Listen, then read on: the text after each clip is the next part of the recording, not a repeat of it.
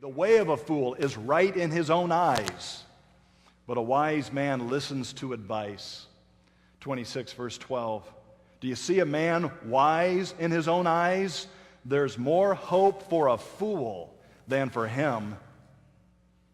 Proverbs 23, verse 9. Do not speak in the hearing of a fool, for he will despise the good sense of your words. Fools don't listen because they think they know it all.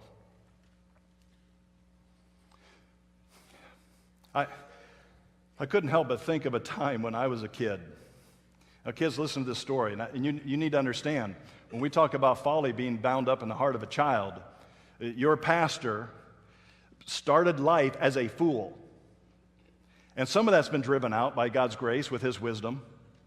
But I remember as a young man, we moved, my dad first started to pastor a church. It was a small church in northeast Iowa.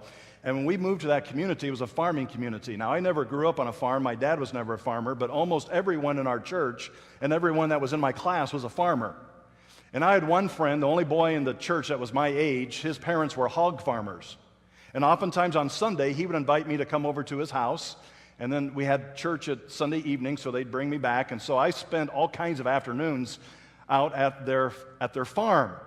Now, my mom grew up, she wasn't a farm girl either, but she grew up in northern Missouri, and she knew a lot of farmers, and she had heard a lot of stories about terrible accidents that farmers had experienced. And so when I was going out to the farm, there was one bit of advice she'd give me all the time. Hey, Mom, can I go to my friend's house? And she would say, don't mess with those pigs. So I'd say, hey, Mom, can I go out to my friend's house today? They'll bring me back to church tonight. And she'll say, sure you can. Don't mess with those pigs. She told me that every time I went out to their house, don't mess with those pigs. But kids, I got to tell you, you know how I thought in my mind? I thought, what does my mom know? I mean, you know how moms are. They're just always uptight. They're just always worried about things. A pig, how harmless can a pig be? Especially when they're on your plate for breakfast. I mean, they're so benign. What harm could a pig be to a person? My mom would always tell me, don't you mess with those pigs. Don't mess with those pigs. Well, see, as a fool, I didn't realize that pigs really are a bloodthirsty animal. And there have been some horrific accidents that have happened among hogs. And so my mom knew what she was talking about, but I got to tell you, I just belittled her in my mind all the time. I just thought my mom doesn't know what she's talking about. She's just uptight.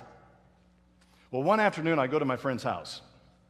His parents weren't there that day, and so he was in charge of doing the chores. Now, this particular hog operation, this was more typical then than it is today, but they did the whole thing, all the way from breeding the boars and the sows to the farrowing, a building to the feedlot and all the way to market. So they did the whole process of raising hogs.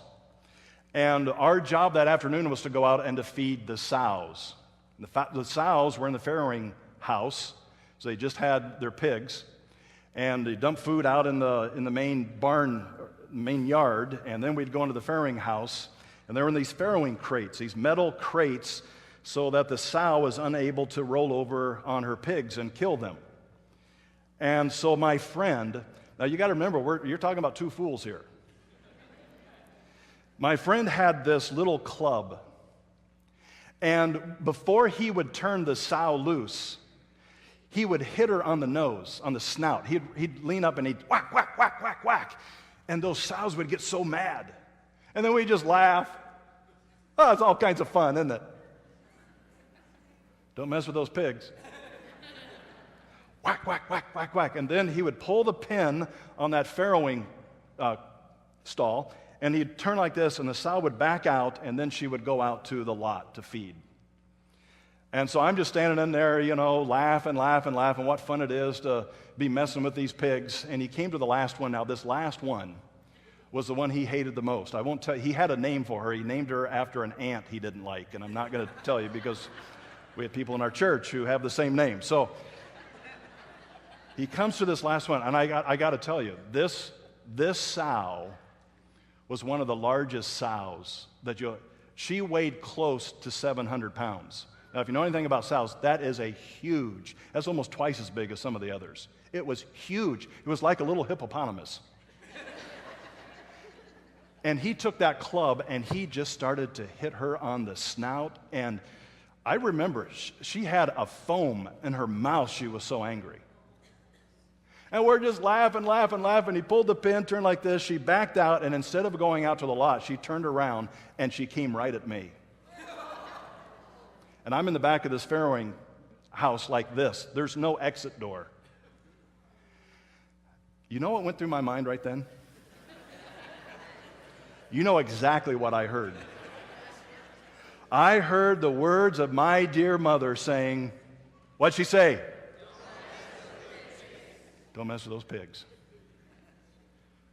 That thing, 700-pound sow, was coming at me. Now, obviously, I lived.